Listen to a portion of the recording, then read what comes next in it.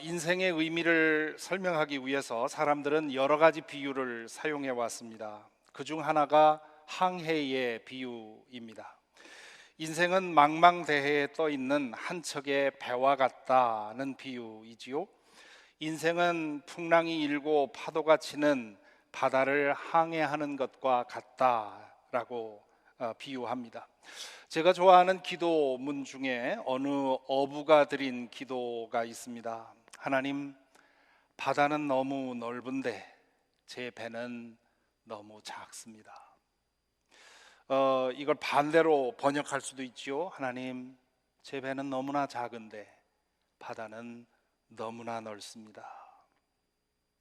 인생이라는 항해를 하기에 자신이 너무 연약하다는 사실을 겸손히 고백하는 기도입니다. 이 비유는 공감되는 바가 있습니다. 하지만 곰곰이 생각해 보면 이 비유가 놓치는 면이 있습니다. 인생의 항해는 혼자 하는 것이 아니기 때문에 그렇습니다. 인생은 혼자 조각배를 타고 항해하는 것이라기보다는 큰 배에서 여러 사람과 함께 항해하는 것에 가깝습니다. 영국 시인 존 도우는 이 사실을 No man is an island라고 하는 유명한 말로 표현을 했죠. 그는 우리가 한 섬이 아니라 대륙의 일부분이고, 그리고 어느 한 사람이 죽는 것은 나의 일부를 상실하는 것이라고 했습니다. 미셸 오바마로 인해서 유명해진 아프리카의 격언 It takes a whole village to raise a child 라는 말도 같은 의미입니다. 하지만 이 말도 정확하다고 할 수는 없습니다. 오히려 제대로 말하자면 It takes the whole universe to raise a child, 그렇게 말해야 할 것입니다. 한 사람이 살아가기 위해서는 가족과 사회만이 아니라 국가와 그리고 이 세계와 그리고 태양계, 온 우주가 필요하기 때문입니다. 우리는 여러 사람과 함께 한 배를 타고 항해를 합니다. 가정이라는 배, 직장이라는 배, 교회라는 배, 사회라는 배, 국가라는 배, 혹은 세계라는 배가 그것입니다. 배 안에서 나는 동승한 다른 사람들과 운명을 같이 합니다. 바다가 잔잔하면 모두가 그 항해를 즐기지만 또한 풍랑이 일면 모두가 고통을 받습니다. 물론 한 배를 타고 있다 해도 사람마다 차이가 있지요. 풍랑으로 인해서 배가 심하게 흔들릴 때 멀미로 인해서 기진맥진하는 사람이 있는가 하면 웬만해서는 끄떡도 없는 사람도 있습니다. 하지만 풍랑의 정도가 심해지면 체력이 강한 사람들도 고통받을 수밖에 없습니다. 난파라도 된다면 모두가 다 죽음의 위협에 앞에 서게 되는 것이지요. 그래서 이 인생이라는 항해를 안전하게 지속하기 위해서는 나 혼자만 잘해서는 안 됩니다. 자신을 잘 챙기면서도 이웃을 돌아보고 함께 어려움을 이기도록 힘써야 합니다. 한 배에 탄 사람들이 모두 그렇게 한다면 우리는 인생이라는 항해를 즐겁게 이어갈 수 있을 것입니다. 오늘 저는 바울 사도의 항해 이야기를 읽었습니다. 바울 사도는 당시에 땅끝이라고 생각했던 스페인에까지 가서 복음 전하는 것을 꿈꾸며 기도했습니다. 그러기 위해 그는 먼저 로마로 가기를 바랐습니다. 로마는 당시 세계의 중심이었죠. 바울은 로마에 가서 그 교회 교인들을 만나보고 그들의 지원을 받아서 땅끝까지 가기를 원했습니다. 그 염원은 오래도록 지연되다가 우회로를 통해서 이루어지지요. 그는 유럽에 있는 여러 교회에서 모은 헌금을 가지고 흉년으로 인해서 고통받고 있는 교인들을 돕기 위해 예루살렘을 방문합니다. 그곳에 있는 동안 그는 유대인들에 의해서 로마 총독에게 고소당합니다. 그러자 바울은 자신이 로마 시민임을 제시하면서 로마에 가서 황제 앞에서 재판받게 해달라고 요청을 합니다. 그로 인해서 그는 죄수의 신분으로 로마로 호송이 됩니다. 그것이 이 항해를 시작하게 된 이유입니다. 율리오라고 하는 로마 군 백부장은 바울과 몇몇 죄수들을 로마로 호송하는 임무를 맡습니다. 그들은 시돈이라는 항구로에서 출발해서 키프로스 섬을 돌아서 항해를 합니다. 그들은 무라라고 하는 곳에서 상선을 갈아타고 크레타 섬 남쪽을 향해 계속 진행을 하다가 크레타 섬 남쪽에 있는 아름다운 항구 미항이라는 항구에 잠시 머뭅니다. 시기적으로 그때는 금식 기간이 지났다 성경은 말합니다. 금식 기간은 유대인들이 지키던 대속죄일을 말하는데 이것은 9월에서 10월 사이에 옵니다. 그러므로 가을이 지나고 겨울로 접어들 즈음에 이 미항에 이르렀다는 뜻입니다. 이 기간 동안 지중해를 항해하는 것은 매우 위험한 일입니다. 유라굴로라고 하는 무서운 태풍이 예고도 없이 불어치기 때문입니다. 바울 사도는 백부장에게 이 겨울을 이 미항에서 지내고 떠나자고 얘기를 합니다. 고린도후서 11장에 보면 바울 사도는 내가 파선을 당한 것이 3번이요 밤낮 꼬박 하루를 망망한 대해를 떠다녔습니다 라고 말한 적이 있습니다. 이것을 보면 바울 사도는 이미 지중해를 지나면서 이 유라굴로 태풍을 경험했다는 것을 알 수 있습니다. 하지만 백부장은 바울의 말보다 선장과 선주들의 말을 따릅니다. 선장과 선주도 유라굴로 태풍의 위험을 알았지만 그러나 한 번 로마에 더 갔다 오면 그 많은 이익이 있었기 때문에 그 위험을 감수하고 항해를 계속 하겠다고 결정을 합니다. 미항에서 출항한 후 며칠 동안 순풍이 남쪽으로부터 불어옵니다. 그들은 잘 선택했다고 생각하고는 항해했습니다. 하지만 며칠 지나지 않아서 갑자기 기후가 바뀌더니 북쪽으로부터 강한 바람이 불어옵니다. 말로만 듣던 이 유라굴로 태풍이 시작이 된 것이지요. 선원들은 선장의 지시를 따라서 배를 바로잡고 그 태풍을 지나서 진행해 보려고 했지만 아무 소용이 없었습니다.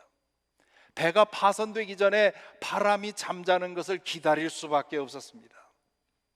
풍랑이 며칠 동안 지속되자 배에 탄 사람들은 멀미로 인해서 탈진하고 살아남을 희망마저 포기할 지경이 되었습니다. 뱃멀미를 해본 사람들은 그것이 얼마나 고통스러운지를 알 것입니다.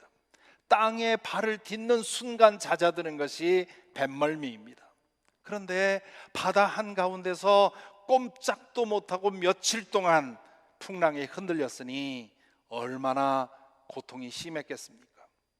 그렇게 모두가 지쳐서 자포자기하고 있을 때 바울 사도가 일어나서 배 안에 있는 사람들에게 말합니다. 여러분은 내 말을 듣고 크레타에서 출항하지 않았어야 했습니다. 그랬으면 이런 재난과 손실은 당하지 않았을 것입니다.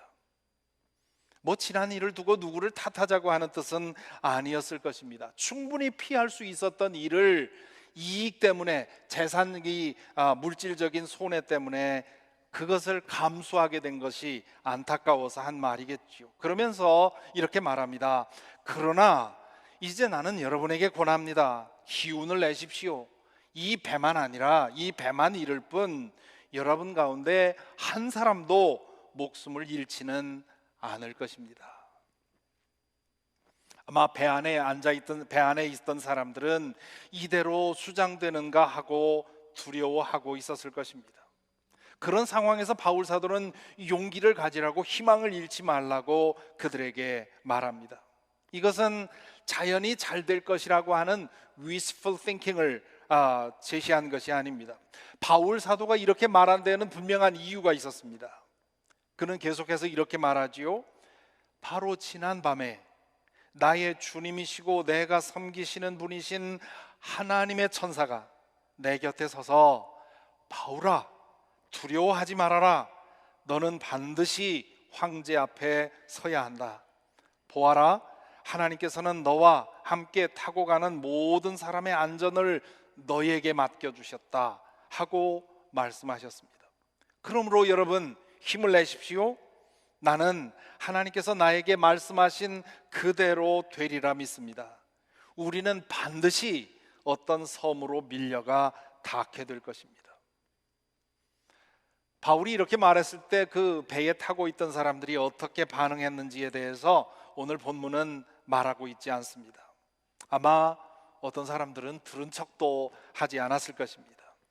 짜증을 내는 사람들도 있었을지 모릅니다. 하지만 그들 중에는 풍랑이 며칠 동안 지속되는 중에 바울 사도가 보여준 행동에 깊은 인상을 받은 사람들도 있었을 것입니다. 그들에게는 바울의 말이 왠지 설득력 있게 들렸을 것입니다. 여기서 돌발 퀴즈 하나 내겠습니다. 바울은 이때 멀미를 했을까요? 안 했을까요? 모든 것을 토해내고 기진맥진했을까요? 아니면 하나님의 능력으로 끄떡 없었을까요?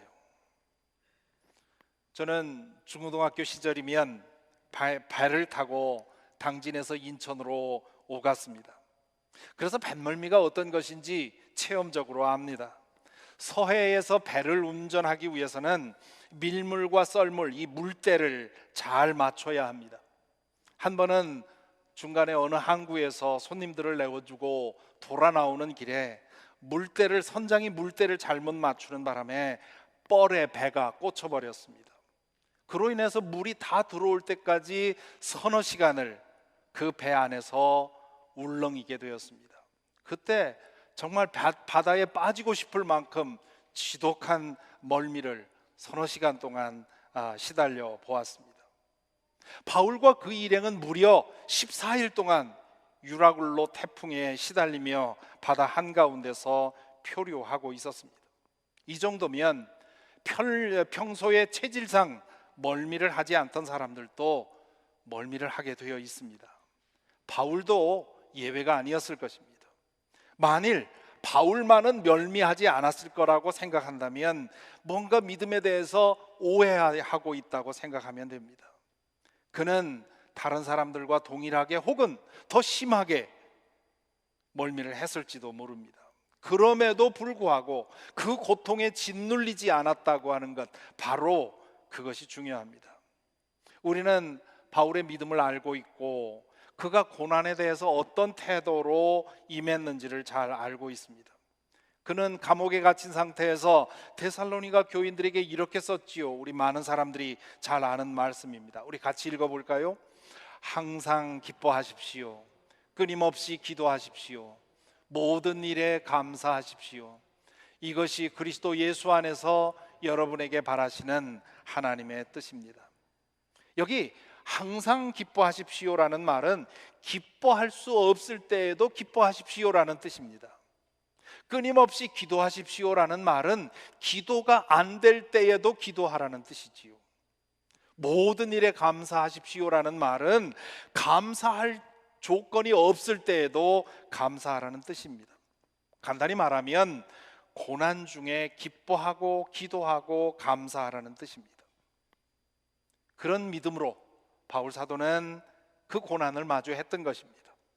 그래서 그는 고난을 마주하는 태도에 대해서 고린도후서에 이렇게 말한 적이 있습니다.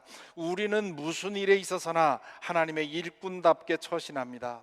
우리는 많이 참으면서 환난과 궁핍과 곤경과 매맞음과 옥에 갇힘과 난동과 수고와 잠을 자지 못함과 굶주림을 겪습니다. 바울 사도는 어떤 고난 앞에서도 하나님의 일꾼답게 처신할 수 있었다는 말입니다. 그 안에 믿음이 살아 있었기 때문이지요. 이 대목에서 생각나는 이야기가 있습니다. 감리교회 창시자인 존 웨슬리 목사님에 관한 이야기입니다. 감리교회 안에서 오래 신앙생활 하신 분들은 한두 번은 들어보셨을 것입니다. 이 당시 성공의 사제였던 존 웨슬리 신부는 영국 옥스포드 대학교에서 신학 교수로 일하다가 미국 원주민을 위한 선교사로 자원을 해서 미국 사바나로 가게 됩니다. 그는 자신의 믿음이 생명력을 잃고 껍데기가 된 것은 이 대학 캠퍼스에서 지식인층들과 주로 교류하다 보니까 그렇게 되었다고 생각을 했습니다. 그래서 미국 원주민들에게 가서 복음을 전하다 보면 날 것 그대로의 복음을 믿음을 회복할 수 있지 않을까 생각을 했던 것이지요. 그런 마음으로 배를 타고 미국으로 향합니다. 항해 중에 그는 심한 풍랑을 만납니다. 몇 시간 동안 사나운 풍랑이 계속되자 배 안에 타고 있던 사람들은 난파되어 죽을지 모른다는 두려움에 사로잡힙니다. 존 웨슬리도 마찬가지였습니다. 그런데 그 와중에 아무 두려움 없이 모여서 예배하는 이들이 있었습니다. 1736년 1월 25일 요일로는 일요일이었습니다. 그날 존 웨슬리가 일기에 이렇게 썼습니다. 조금 깁니다만은 제가 그 일기를 그대로 읽어드리겠습니다. 7시에 나는 독일인들, 이 독일인들은 모라비안 교인들을 가리키는 말입니다. 독일인들에게 갔다. 전부터 나는 그들을 지켜보면서 매우 진지한 사람들인 것을 알았다. 그들은 다른 여행객들을 돕기 위해 귀찮은 일들을 대신해 주었다. 영국 사람들은 생각도 못했을 일이다. 영국인들은 그들을 보면서 그건 그들의 교만한 마음을 흡족하게 해주는 일이야? 혹은 그들의 주님께서는 그들에게 더한 일도 해주셨지 하면서 빈정댔다. 하지만 그들은 온유한 자세로 매일 다른 사람들을 섬겼다. 그들은 밀려나고 맞고 버려져도 다시 일어났고 조용히 물러섰다. 아무런 불평도 입에 올리지 않았다.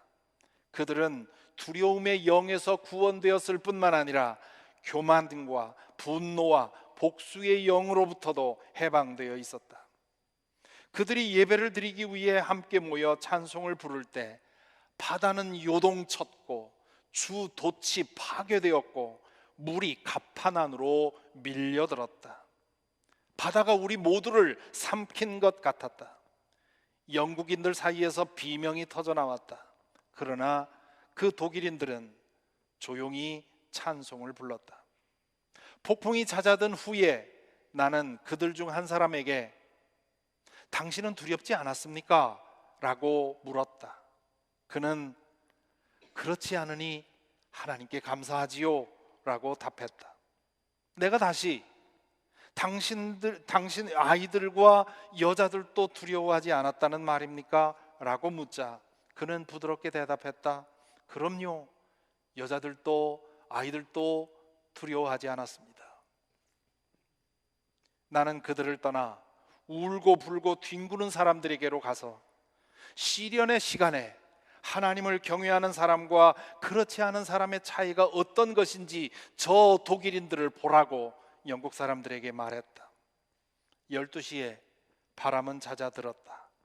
이것은 내가 그동안 보아온 가장 영광스러운 날이었다. 모라비안 교파는 첫 번째 개신교파라고 할 수 있습니다. 루터의 종교개혁이 일어나기 100년 전에 보헤미아, 오늘의 체코지요, 보헤미아에서 얀 후스라는 사람의 종교개혁 운동으로 인해서 시작된 교파입니다. 이 교파가 주로 독일에서 성장했기 때문에 영국인들은 이 모라비안 교도들을 독일인이라고 불렀습니다. 그들은 가톨릭 교회의 그 예전주의와 형식주의에 반대해서 진실하고 참된 신앙을 추구했습니다. 존 웨슬리는 풍랑 속에서 이 모라비안 교인들이 보여준 그 평화로운 태도에 충격을 받습니다. 그것이 계기가 되어서 그는 그 이후로 모라비안 교회 지도자들과 교류를 시작합니다. 그리고 그로부터 2년 후에 그는 이상하게 마음이 따뜻해지는 그런 회심의 경험을 하게 됩니다. 그리고 그 이후로 웨슬리도 죽음의 문턱 앞에서 흔들리지 않는 그런 참된 신앙을 가지게 됩니다. 존 웨슬리가 증언하는 이 모라비안 교인들의 모습을 생각하면 바울 사도는 그 이상이었으리라고 우리는 짐작할 수 있습니다. 바울이 탄 배에 동승한 사람들 중에는 배에 탈 때부터 바울의 언행을 주목해 본 사람들이 있었을 것입니다. 그들은 심한 풍랑 중에 바울의 표정과 태도에서 하나님을 경외하는 사람의 차별성을 보았을 것입니다. 모두가 목숨을 잃을지 몰라 두려워하는 상황에서 바울 사도는 달라 보였고 달리 행동했습니다. 그것을 감지한 사람들이 바울이 하는 말을 귀담아 듣고 믿고 희망을 가졌을지 모릅니다. 기독교 신앙에 대한 오해가 많은데요, 그중 하나는 기독교는 고난을 피하는 종교라는 오해입니다. 교회가 그렇게 가르쳤기 때문에 많은 사람들이 그렇게 오해를 하고 있는 것이지요. 진실은 그 반대입니다. 기독교 신앙은 고난을 대면하고 그 고난을 극복하게 하는 종교입니다. 인간의 삶에 고난은 필수 요소입니다. 예수님은 이 사실을 더할 수 없이 명쾌하게 말씀하셨지요. 요한복음 16장 33절에서 너희는 세상에서 환난을 당할 것이다. 그러나 용기를 내어라. 내가 세상을 이겼다. 죄된 인간으로서 깨어진 세상 안에서 살아가는데 어떻게 고난을 피할 수가 있겠습니까? 그뿐 아니라 하나님께서는 믿는 이들에게 당신의 뜻을 이루기 위해, 복음을 전하기 위해, 그리고 이웃을 섬기기 위해 고난을 자초하라고 말씀하십니다. 믿음의 길에 서면 처음에는 고난이 줄어듭니다. 하나님 안에 머물러 살면 건강한 질서가 자리 잡히고 죄된 삶의 방식으로 인해서 겪어야 했던 고난들이 사라집니다. 하지만 믿음의 길에서 성장하면 고난이 많아집니다. 하나님의 뜻을 이루기 위해서 십자가를 지기 때문입니다. 복음을 전하기 위해서, 그리고 섬김의 삶을 살기 위해서 고난을 자초하기 때문입니다. 이렇게 바른 믿음으로 단련된 사람은 고난 앞에서 움츠러들지 않습니다. 바울 사도는 그런 사람이었죠. 그의 좌우명이 빌립보서에 기록되어 있습니다. 빌립보서 3장 10절부터 11절에 보면 내가 바라는 것은 그리스도를 알고 그분의 부활의 능력을 깨닫고 그분의 고난에 동참하여 그분의 죽으심을 본받는 것입니다. 그리하여 나는 어떻게 해서든지 죽은 사람들 가운데서 살아나는 부활에 이르고 싶습니다. 그는 그리스도를 이미 알고 있었습니다. 그럼에도 불구하고 그는 나는 그리스도를 더 깊이 알기를 원합니다 라고 말합니다. 사물은 한 번 알게 되면 마스터를 할 수가 있습니다. 그러나 인격은, 사람은 마스터가 되질 않습니다. 저는 제 아내와 지금 40년 가까이 살고 있는데요, 아직 제 아내를 마스터하지 못했습니다. 그래서 때때로 시무룩해서 있으면 왜 그런가 물어보면 제가 말하는 저의 말과 행동에 상처받았다고 합니다. 뭐 피창 마찬가지입니다만은 제가 아내를 40년 동안 마스터했다면 한 번도 아내의 마음을 흔들지 않고 행복하게 해줄 수 있었겠지요. 인격은 끊임없이 변화하는 것이기 때문에 마스터할 수가 없습니다. 뿐만 아니라 예수님은 인간이 아니라 하나님이십니다. 육신의 한계에 갇힌 우리 인간은 하나님을 마스터할 수가 없습니다. 알아도 더 알 수 없는 것이 하나님이십니다. 그래서 바울 사도가 이렇게 말한 겁니다. 나는 이미 그리스도를 만났고 그리스도를 알고 있지만 그리스도를 더 깊이 알기 원한다고. 왜 더 깊이 알기 원하느냐? 그리스도를 통해서, 그리스도를 죽은 자들 가운데서 살려내신 부활의 능력을 알기 원하기 때문입니다. 부활의 능력을 알아서 어떻게 하겠다는 겁니까? 그 능력으로 만사 형통하는 마법을 부리겠다는 뜻이 아닙니다. 그분의 고난에 동참해서 그분의 죽으심을 본받기 위함입니다. 바울의 궁극적인 목표는 예수 그리스도처럼 고난 받고 예수 그리스도처럼 죽는 데 있었습니다. 그렇게 살면 틀림없이 새하늘과 새 땅에서 예수 그리스도의 부활에 참여하게 될 것이라고 믿었기 때문입니다. 이런 믿음으로 살았기에 바울 사도는 유라굴로 풍랑으로 인해서 죽음의 문턱에 이르러서도 흔들리지 않았습니다. 모라비안 교인들이 미국으로 가는 배 안에서 풍랑을 만났을 때 두려움 없이 예배를 드릴 수 있었던 이유는 그들이 그리스도를 알고 그리스도의 부활의 능력을 알고 있었기 때문입니다.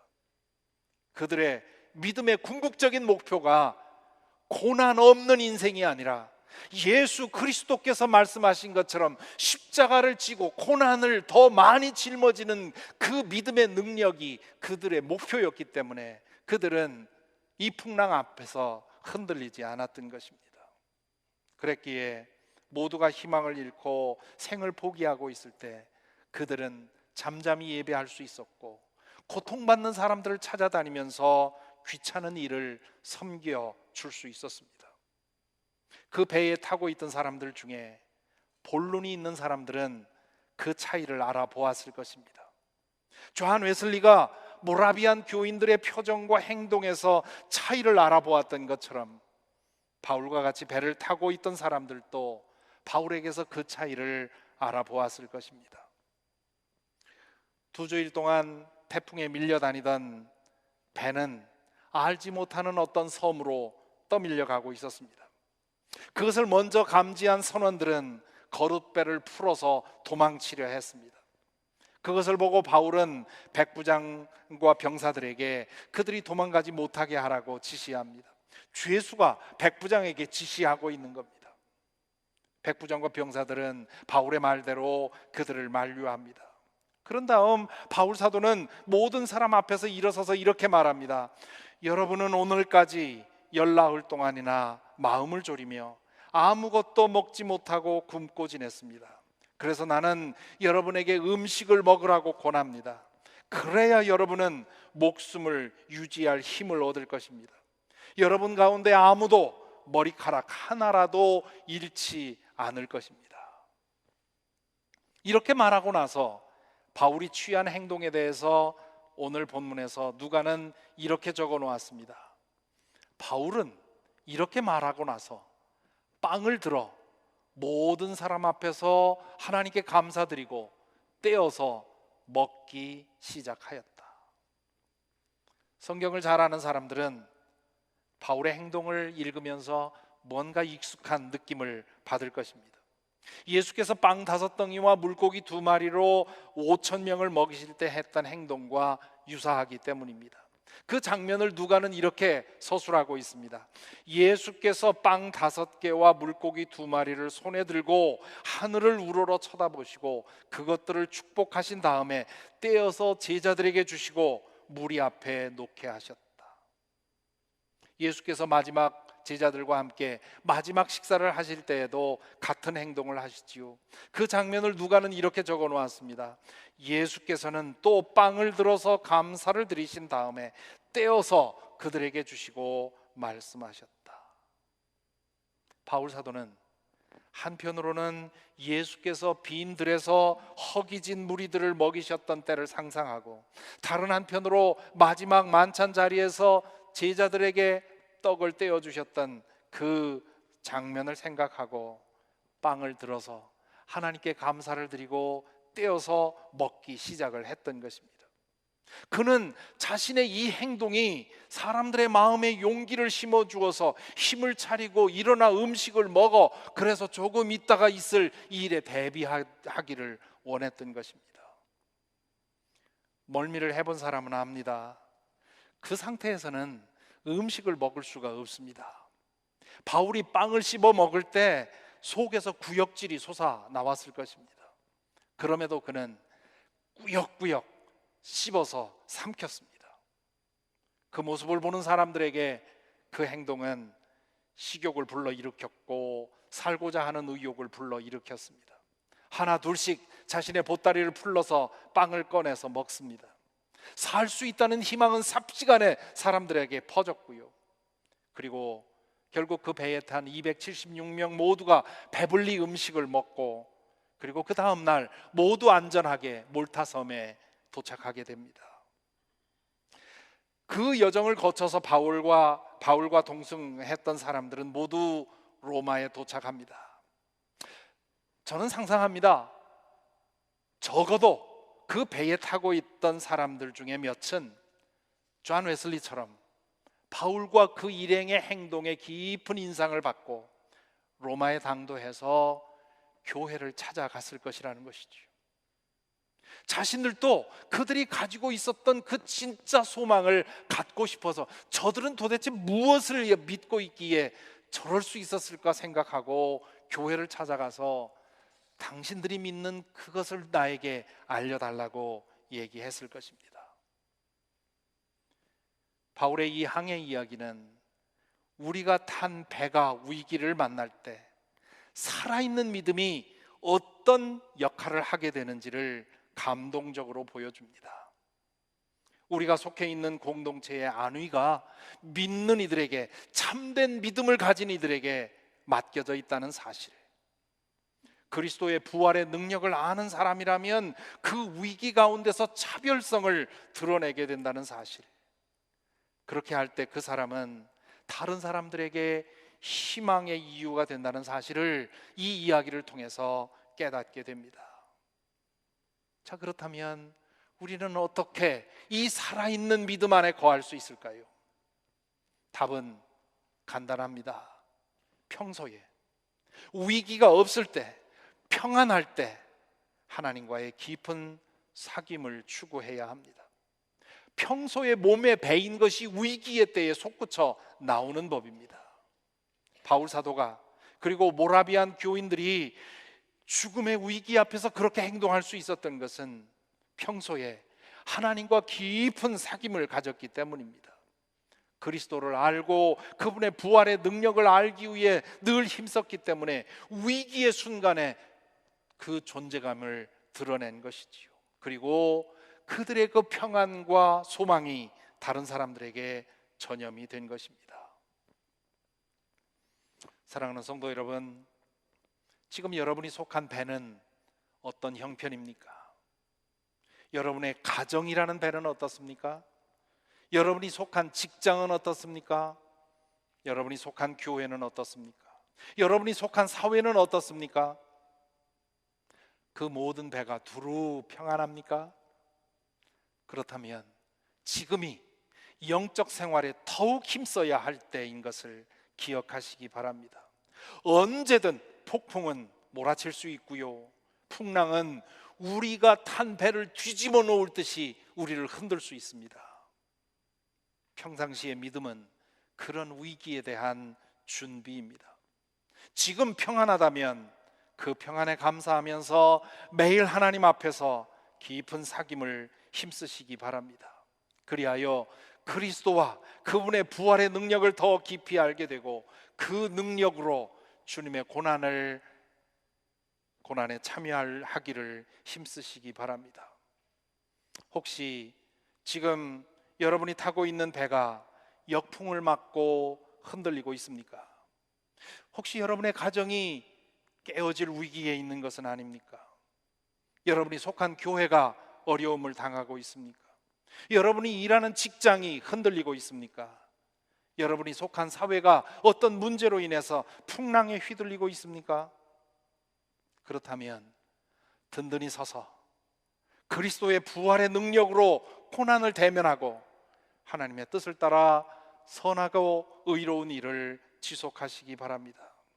그렇게 되면 여러분이 평소에 갈고 닦은 믿음의 실력이 드러나게 될 것입니다.